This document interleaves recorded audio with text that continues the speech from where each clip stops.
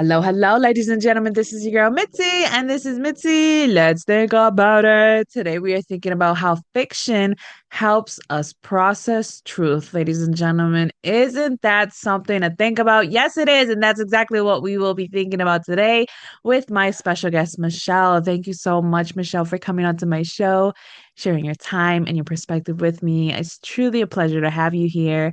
So let's just dive right in. When you hear the words, how fiction helps us process truth, what does that make you think about? Makes me think about a saying a lot of people use where they say, I know exactly how you feel. And a lot of times that can be offensive to people because if you've not really walked in their shoes, you don't really know how you feel. And I understand people who say those types of terms because they're trying to be comforting. They're trying to be loving and they're trying to be supportive of a situation. But I feel like fiction can kind of give you a little bit of a taste of those types of things because if you put yourself in the protagonist's shoes or the villain's shoes as you go through the journey within the book, you can actually sort of experience somebody else's pain, somebody else's griefs, somebody else's joys and passions. So I do feel that from a fictional standpoint, you can feel the same things. Oh, absolutely. I think that's very right. And I think that's the reason why writers write in that format. We write fiction, we write fantasy, we write that because it allows us to just express our souls in an image that doesn't reveal our souls completely. You know what I mean? We're not completely naked out there into the world because we razzle dazzled it up. You know what I mean? We added a little Yep. spice here, a little spice there. It can't really be us. Nobody can really tie us into this because technically saying this never happened to me, but it kind of did. You know what I mean? So Yep. it really is our way of saying, here's my truth, but also here's a lie. Can you find the truth versus the lie? You know what I mean? So it's Absolutely. really interesting because people can relate to books in that manner. Because when you open a book and you actually read it and you put your heart into it, you can see it, you can visualize it, and oh my goodness, it's like a movie playing while while you're reading the words.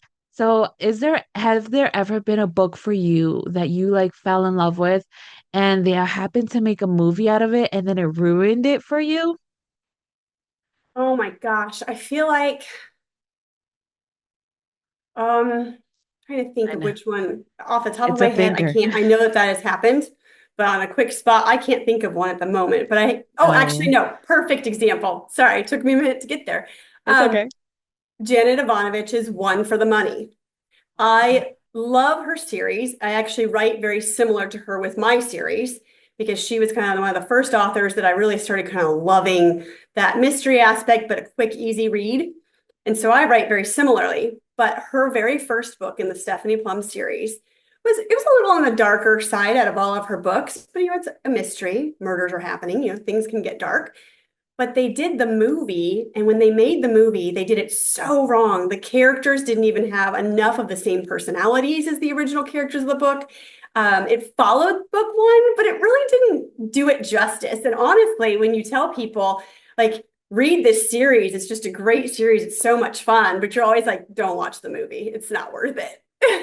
Yes, that is exactly how I feel with 60 Shades of Grey. Like, I loved all of the books. She wrote them beautifully. I got into every book, but as soon as the movie came out and I just started watching, I was just like, I can't just stop. Like, it doesn't even work with the same. It's not like my Christian Grey doesn't look like that. You know what I mean?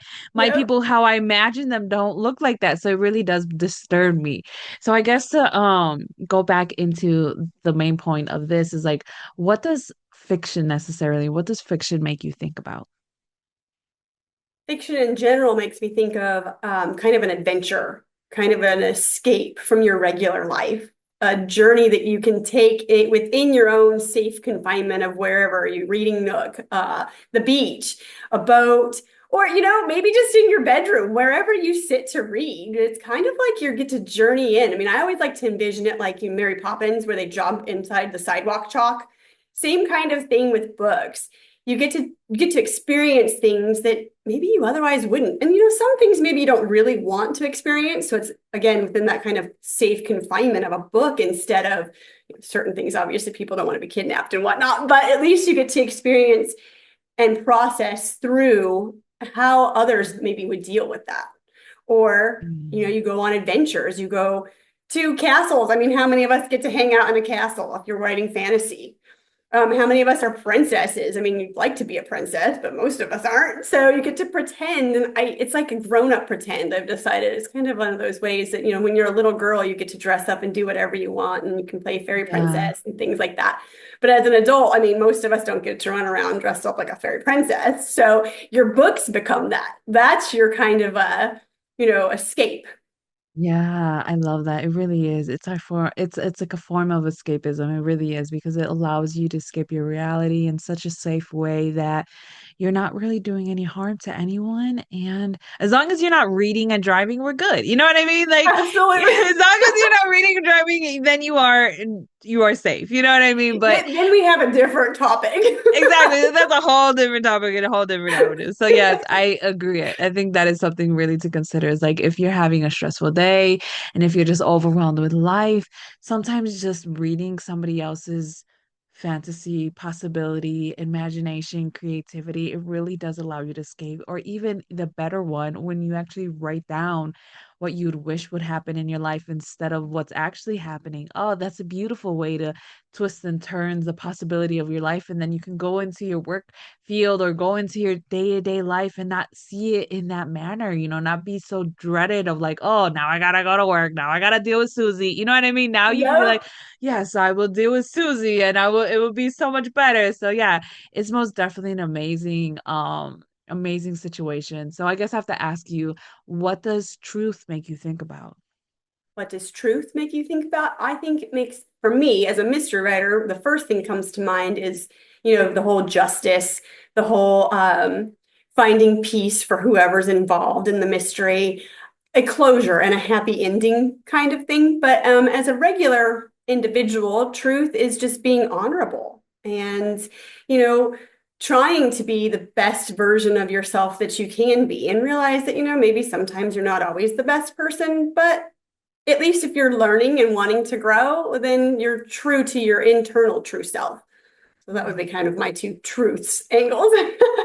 I love it. I love it because it really does reflect your heart and it really does reflects, you know what I mean, the author's heart. And when you read in, you get to see a glimpse that people don't even realize. Like one thing I say to my authors is that you have become immortalized by your books. You know what I mean? Because one day you will die, but your books will never die. You know what I mean? They'll still be available one way or another years to come, and when they open that book and they read it, your life is alive and it's present in the day that they are reading it. And like even if it's 20, 30 years, 50, 80, 90, 200 years. I mean, you know what I mean? Because I still have the Alice in Wonderland first edition book in my house. So if I were to open it and start reading it, that person comes alive to this day in 2025. You know what I mean? 2026, 2027, whenever I decide to Absolutely. open it. And I think that's the beauty of just being an author, just having a story inside you, and just anyone who's listening and they have that story inside of them, but they're unsure if they want to be an author. I mean, like listening to this podcast, you know what I mean? Realizing that the fiction helps with process truth. Helps process your truth, and it helps process the other person's truth. It helps process everybody's truth because when we read a book, it's like, oh, wow, I'm not in this by myself. You know what I mean? So I guess I have to ask you, how do you determine the truth behind the exaggerated? You know what I mean? When you're reading a book or when you're writing your books. How do I determine between the truth and the exaggerated part of it? Yeah. So from a writing perspective, you already know what your truth is going to be. You kind of know your core, your focal point of what you want your mission for with your book to be. At least that's how I typically write. I kind of have my beginning, middle, end planned out. I've got a few different things that I know I want to say. And then as far as like the embellishing part, the exaggerating part, it's more just kind of what helps to move that story along to keep it engaging because you don't want to boil everything down to like one statement because then it can get super boring. You know, Hmm. it just would become a very short story. Like we joke actually, my family and I love Hallmark little romance Christmas movies and things like that. But the plot's always the same. But they have Yeah. to be. I mean, there's always a miscommunication and there's always some reason, some sort of twist as to why you can't be together. And it's always cheesy because you're always like, oh my gosh, if you would just talk to each other, it would be fixed. But if Yeah. you did that, you wouldn't have this cute story to go through. So when it comes to that level of exaggeration or embellishing, you have to add that. It's the fluff that keeps the story sort of exciting, engaging, and gives you a purpose to write the whole thing instead of just saying, within a short summary, 2 paragraphs, this happened and this happened. The end. The end. Yeah, exactly, right? Yeah. That is so true. I mean, because people don't realize like you can only write a story in so many ways before it really does get repetitive. And when you watch Lifetime or Hallmark movies, you realize they're pretty much the same, but with just different actors and just different, another twist or another turn. You know what I mean? It's like Spanish soap operas or even English, any soap operas really. They all have like the same plot in some way, shape, or form. Somebody dies, somebody killed, somebody's cheating, somebody had a baby. You know what I mean? Something always happens in that manner. So I guess when did you learn to love, what I mean, fiction, and when did you get into this creativity in yourself and decide to write? Well, I didn't read a lot when I was in high school. I didn't realize I needed glasses. I was passing those eyesight tests pretty easily, and then I ended up having a couple of children. Had gone to school. Different life changes happened, and my mother was like, you're breastfeeding. There's babies everywhere, kind of thing. It's like you need to read. You need an escape. And I discovered I needed glasses at the same time. Well, my mom's like, you should read some books because I used to like them when I was real little. And well, I discovered a new passion, a new love for reading, being a young mom, being able to see with the glasses.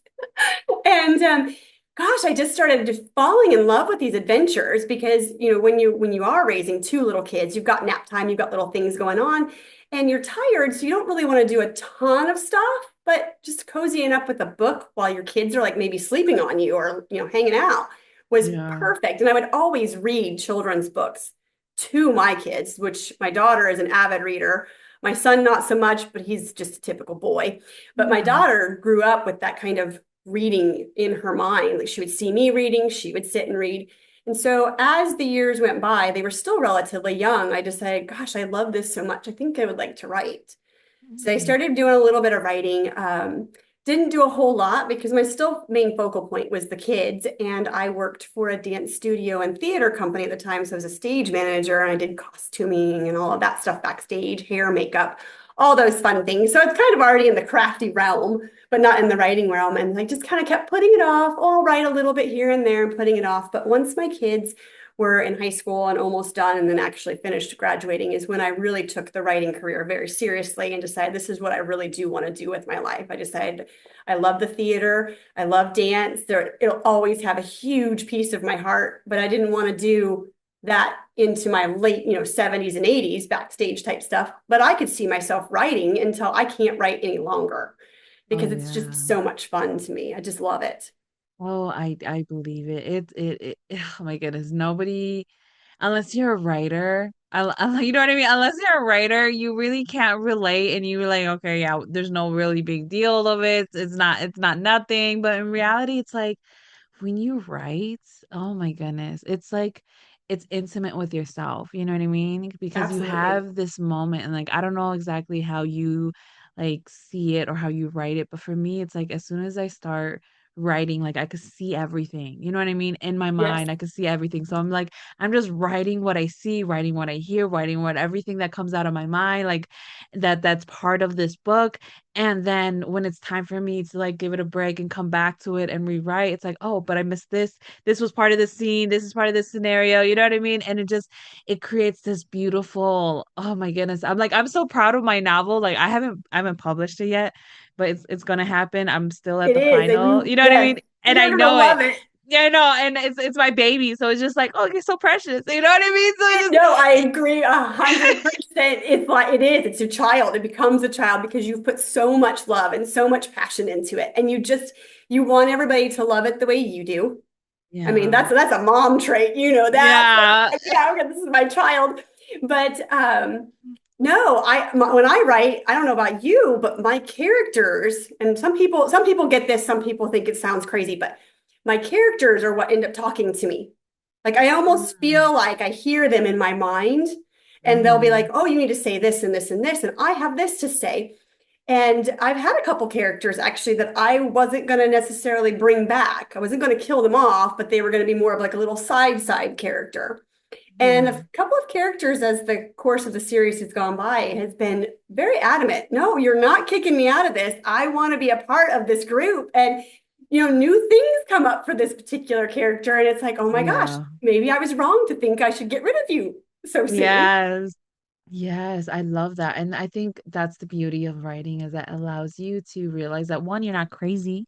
You know what I mean? One, Yeah. you're not crazy. It's real. They're there, but they're not there, but they're there. Just give it time. Yeah. It'll be there. You know what I Yes, mean? I agree It'll be completely. there.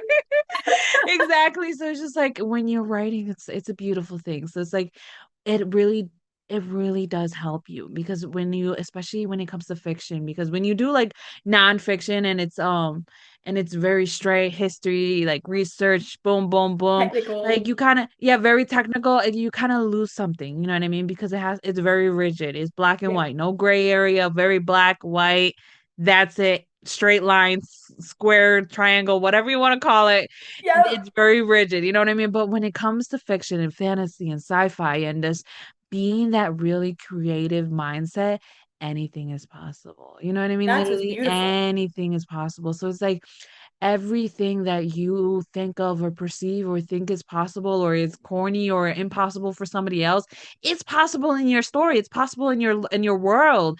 And I think that's our truth. You know what I mean? That's the holy grail of writers. You know what I mean? Is every Absolutely. book you put out, it's that it's just your heart. So I have to ask you, like, what are three things you're grateful for? Three things I'm grateful for. I Mhm. am grateful for having the most supportive, loving family. Gosh, and I mean family as a big family, but my close-knit family, my husband of 26 years, and he is the love of my life. Um, I would marry him 15 times over. I love that man so much. He's always been behind me, no matter how crazy my creative ideas get. He's like, I'll be your rock, I'll be your support. And I have the most wonderful children. They're such a blessing. We weren't supposed to be able to have kids, and I ended up with two, one of each, who are healthy, happy, smart, beautiful, wonderful people. So my family is definitely the top. My grandparents, my mom and dad, they've all just been such good support, wonderful people. That's And you said three, beautiful. so I got to come up with three. And that was kind of a lot of people. I You mean you am could use that or you can no, actually no, no, do no. today? I'll come up with them. The second one, I am super thankful and happy that I was able to accomplish getting two books published, and I have two more on the way. I mean, that's a huge accomplishment. At least I feel like it is because it's a It is. hard world to do that kind of stuff in. And I think the percentage of people who want to be an author that actually end up getting published is like 1 or 2% of people who would love to Exactly. be an author. And there's so many various reasons why it doesn't happen for certain individuals. And it's sad. It's heartbreaking to me because it is such a beautiful, fun profession, It but it's a is. hard work profession. And It it's, is. yeah, it's difficult. But I do think that, getting two books done and published is a huge blessing as well. And my third one will be for actually my animals, which is sort of family, but my animals too, because they're also part of my life. They're my children, my fur children. I'm just very lucky to have them in my life too. And they sit with me while I write. They're just very good companions. So I think Yeah. those would be my top three blessings is to have my family, my pets, and the fact that I was able to actually get books published. No, that is a blessing. That's something that you should most definitely honor because not a lot of people have family and not a lot of people have pets and not a lot of people actually step forward and actually write that story that it's in their heart. Even if the opportunity of having a publisher or going self-publishing route is there for them, that fear factor will always hold them back. So that is something that you should be grateful for. You should wear proudly, like, yes, I am a published author. I'm not just a writer. You know what I mean? I'm not just in that transition. No, I am published. Like it is something amazing that I can say like, yes, I have published three children's books and it brings me joy to know that I have those out there because if I die today, then at least I know that a part of me will continue to live We'll live on. You know what on. I mean? Oh, absolutely. And that's what most definitely brings me joy is that at least I marked that off my list because one day I woke up and I was just like, I always wanted to write, but I never knew I could do this. And it's like, man, if I were to die today, would I really have something to show for it? You know what I mean? I had no kids at the time. I had no husband at the time. It was just me and my dog at the time. So I was just like, no, I'm gonna do it. And then I wrote my books. I found a self-publisher. I that was affordable because let's be honest, it can be expensive. It can be But very you know expensive. what I mean? So I found one very, very, very, very affordable. And thankfully it was COVID time, so everyone was doing promos. You know what I mean? Those Yep. discounts. So I was like, let me hop on that. And so so it was very special for me. So I know exactly what you mean. And you know what? No one can take that away from you. You know what I mean? Because when you No. go to parties and they're like, "Oh, what are you?" I don't just say, "Well, like I'm this or I'm that." Like I'm a published author. And they're like, "Oh, how nice." You know what I mean? They think something of you. Oh, You know what I mean? no. No, So, absolutely. But I will say one thing. Just because you're published, that's an amazing accomplishment. As you know, it's not easy, it's not cheap. And you do have to be willing to wear your emotions on your sleeve, but then also be able to put like almost a shield of armor around you as well. Because no matter what, not everybody is going to like everything you do. That's yeah. just a fact of life. That's another fiction of truth, you know? I mean, not everybody's going to like everything you write or everybody's going to like everything you say. But you try, like I said before, you try to be a good person, you try to be awesome, just all loving. But just because you don't have a book published doesn't mean that you haven't accomplished something. I just feel There like you if you're go. writing and you're trying your very hardest, and this is a passion and a dream you have, then you should go for it. It's going to be Absolutely. hard work, it's going to be a long road, and it's not like, oh, I'm going to get rich so fast. But if you love this and it's inside you and you have a story you need to tell, then you should. The world needs Mhm. to hear it because it's telling Yeah, you to get out there exactly. and do it. And so discouragement, I would never discourage anybody. I think anybody who has this passion should just do it. Absolutely do it. Yeah. See where it takes you. Enjoy the journey the best you can along the road. Know that you're going to fall and then there's going to be a little road rash along the way. But if you pick yourself up and you dust yourself back off and you just keep persevering, it can happen. It can happen for anybody. Oh, absolutely. It really does because it's just we just have to be realistic, you know what I mean? Be realistic at the same time and just realize, okay, maybe not right now, but maybe I will. I will have it on my plan because it's like you you knew it when your babies were still babies, but then you knew it in your heart throughout the years, throughout the time that this was something that you wanted to do. And slowly and surely you worked on it when you could. And then boom, as soon as you realize this is my time, this is my time, I'm going to do it, Time you to know what do I mean? it. Then you do it. So it's just like everybody has a story. I always believe it. Everybody has a story inside them. They just have to, you know what I mean? Just take that step. Write it on a piece of paper. Go old school. Get a notebook. You know what I mean? That's what Yes. I did. I was just like, I'm so determined that I will do this one day. One day this will be published. I literally grabbed the notebook. I have it in my storage because that's gonna be my proof so that when it's actually published and I have the hard copy in my hand, I could put it next to it, like where it started and where it ended and you know what I mean, where I'm at now, like that's something that nobody can take away from you. You know what I mean? So it's like, No. oh my goodness, ladies and gentlemen, go after it. And I know time is catching up to us, and I'm really sad, Michelle, because I feel like we could keep talking about this for like hours on end. We But could. what could be some lasting words that you can leave us off with to keep on thinking? Some lasting words to leave you off with. Well, since we're still talking fiction truth, but kind of on our almost like detour to a dream path, I feel like I kind of said before, if you have it inside you and you know that's deep down somewhere you want to be an author, do it. Try it, go for it. Tell the world your truth through your fiction. Show the world your adventure and what it is that it means to be you. I mean, maybe your character is based off of something that's happened in your life. Maybe your character is somebody you wish you could be, and you know that your current situation won't let that happen. Whatever it is, and whatever the truth that you want to tell the world, you should do it. And just know that doors do open. Sometimes you just have to look really hard. Just keep on looking. Sometimes there's like a brush. Just move the brush over. You know what I mean? Move the old trees over. There's a door right Yeah. there behind it. If you knock, it'll open. You know, you never know. Sometimes you really do have to just take that leap of faith. You know what I mean? Step in the unknown, and into the Yep. possibilities because sometimes that's where the blessings are hiding, you know? So that is truly No, something to absolutely. keep on thinking. So thank you so much, Michelle, for coming onto my show and sharing your time. And ladies and gentlemen, if you enjoyed this conversation, because how could you not? Let me say, how could you not? Please go check out Michelle. I have her photo on my website. If you find it, you can click on it and it goes straight to her website. And if you're listening on audio or on YouTube, you don't even have to go searching. Just it's right there. Just click on it and it goes directly there so that you can find all the great content that she has to offer the world so that obviously you can continue on thinking. So, with that being said, bye.